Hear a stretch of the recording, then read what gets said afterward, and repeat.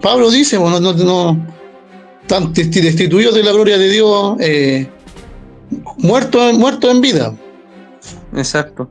Ahora, yo con esto me retiro, les agradezco de antemano todo lo que me han soportado de ahorita, pero... Sí, hermano, antes que se retire, yo quiero hacer una preguntita, hermano, antes que se retire. Claro. Yo también me voy a retirar ya, ha estado muy buena la conversación. Me gustaría preguntarle, ¿qué piensa usted de Daniel 7? O ya el hermano Rubén, al que quiera contestar, el otro hermano no habló nunca, el hermano Pablo.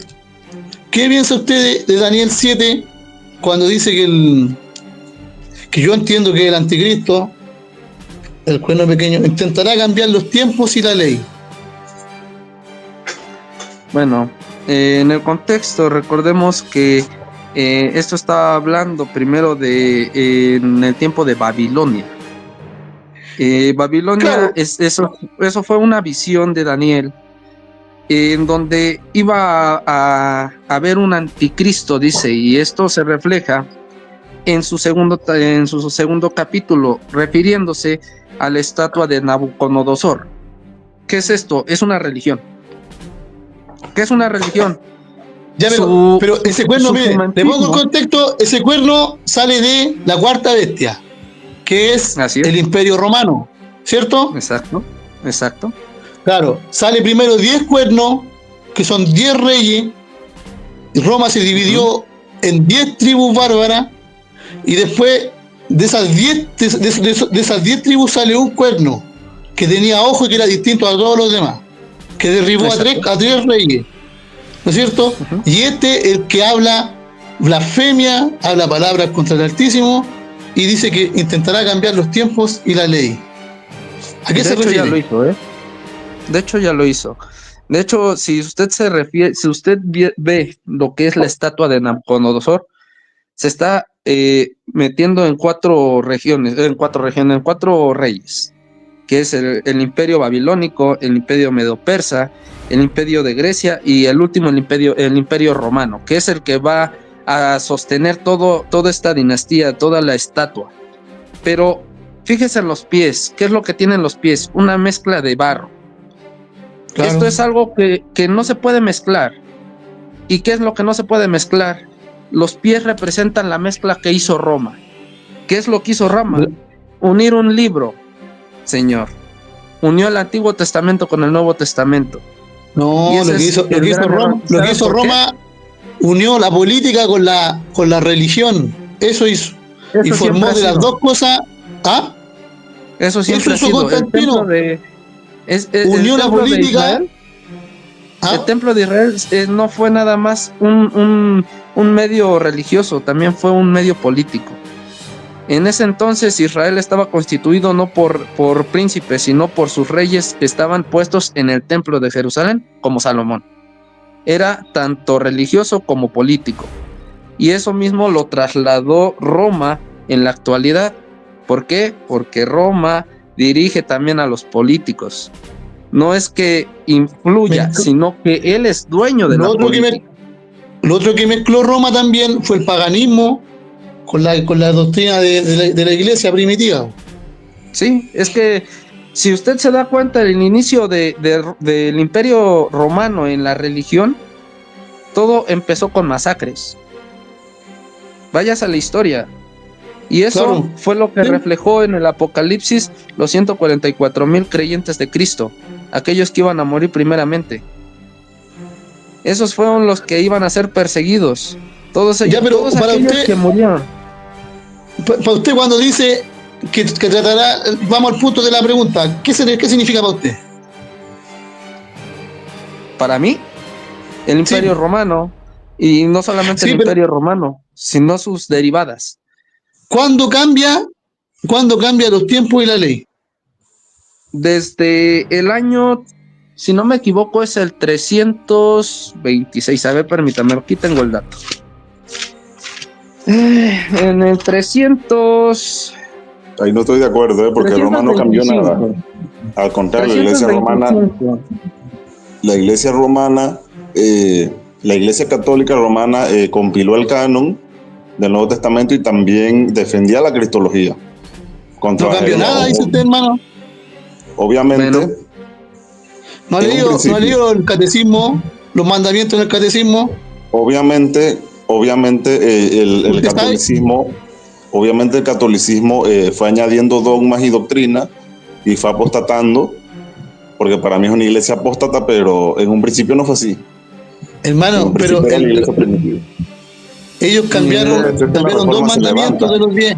Por eso es que la reforma se levanta como una necesidad de volver a la fe primitiva. Y por eso es que también los católicos ortodoxos, que serían todos los católicos de lo que es Turquía, Grecia, Rusia, Etiopía, Egipto, Jerusalén, Antioquía, bueno, todas las sedes patriarcales antiguas del cristianismo, ese catolicismo ortodoxo no acepta también a Roma. ¿Por qué? Porque saben que se corrompieron.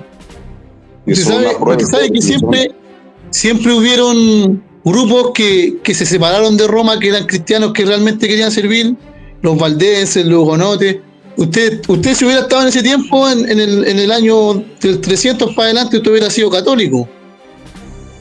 Claro, porque no existía la iglesia evangélica, obviamente no. Pero habían grupos que eran perseguidos por la iglesia católica, que no se adherían a sus creencias.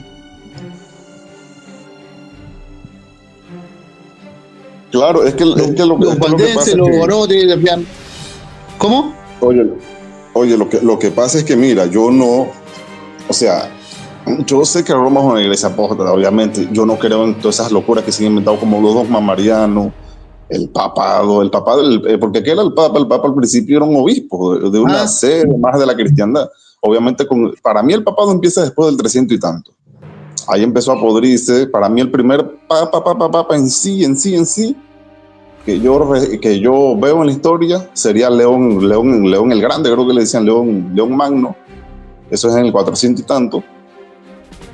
Que se quiso venir como imponer como esa jerarquía.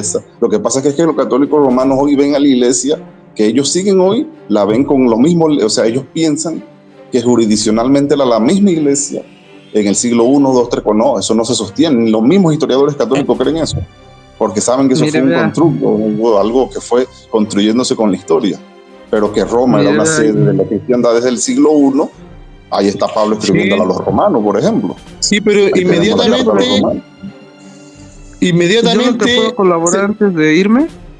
De rápido, ya nada más para irme de rápido. ¿Por qué digo que fue lo que marcó la historia? Porque fue el primer concilio ecuménico en obispos católicos. Esto dio fecha entre el 20 de mayo y el 19 de junio del año 325. Se llevó en Nicea, en Roma. Fue el trato entre Ocio de Córdoba, un arzobispo mayor, y el cuerno pequeño para mí fue Constantino I. ¿Por qué? Porque este Constantino fue el que tomó la figura de Cristo para hacer sus batallas, pero nunca lo tomó en serio hasta el último día de su muerte. Es como creyó en su canon que había formado. Entonces, para mí, él se aprovechó de la figura de Cristo para hacer una iglesia para su beneficio, para matar a los que estaban en contra de él. Ese para mí es un cuerno pequeño de los muchos que hay ahora y que se opuso a la palabra de Cristo. Yo no estoy tan informado en ese punto de la historia, pero acuérdate que también antes de Cristo, en el tiempo de los Macabeos, hubo un tipo que quiso cambiar las leyes del templo, que incluso ofreció sacrificios, que se llamaba Antíoco, creo. No sé si alguien aquí me corrige, yo no sé. Sí, hermano, pero si usted sigue la profecía, sale después de Roma.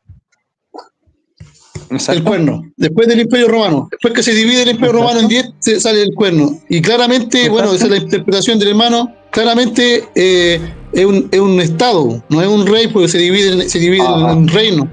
Y el estado es el sistema papal. El sistema papal, el rey, que ese es el rey, ese sistema que todavía está, es el cuerno pequeño que es distinto a todo lo otro, que también tiene un estado y que habla cosas y se pone en lugar del Altísimo y habla cosas en contra y lo describe, pero de manera muy clara, encuentro yo. Se me va a apagar el teléfono, hermano. ¿Ah? Así es, y es que en realidad igual Constantino... Eso creían los reformadores, hermano. Los reformadores creían eso. Exacto. ¿Cómo? Fundó un credo. Constantino fundó el credo en las fechas de Pascua, primer domingo después de la luna llena tras el equinoccio de la primavera. Claro, yo puedo aceptar en el que esa figura de ese obispo es una figura, vamos a decirlo así, apóstata y hereje para mí. Pero yo pienso que se refiere al anticristo, a una persona que viene y como Juan le decía a ellos, ustedes dejan que viene el anticristo, ¿no? Es que los reformadores pensaban que era el sistema papal, por los Lutero, todo eso, los reformadores no tenían miedo, no tenían miedo en decirlo. Cada cosa en su contexto. Recuerda que no es el mismo contexto histórico en que los reformadores están viviendo, hay un contexto y un hecho histórico. Los reformadores en aquel tiempo no se puede comparar la Iglesia Católica con Roma hoy. En aquel tiempo la Iglesia Católica tenía todavía más poder del que tiene hoy, porque incluso ella gobernaba por los reyes europeos. Sí, implantaron su gobierno de religión a la fuerza. Ellos lo implantaron a que si tú no lo creías te martirizaban hasta que tú dijeras sí creo, o sabes qué, mueres.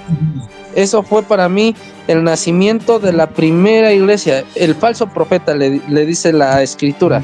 El falso profeta es la religión romana y todo lo que se deriva de las escrituras o del canon romano. ¿Por qué? Porque lo hicieron a su figura, a su conveniencia. Todo bajo las muertes de los verdaderos cristianos que vivieron en esos siglos. Desgraciadamente cobraron mucha sangre y ahora, si vuelven a salir, me van a decir a lo mejor, táchenme de lo que quieran, pero van a ver que la primera en iniciar de nuevo la sangrienta, van a volver a salir la Santa Inquisición nuevamente en estos tiempos, cuando en realidad nadie le siga.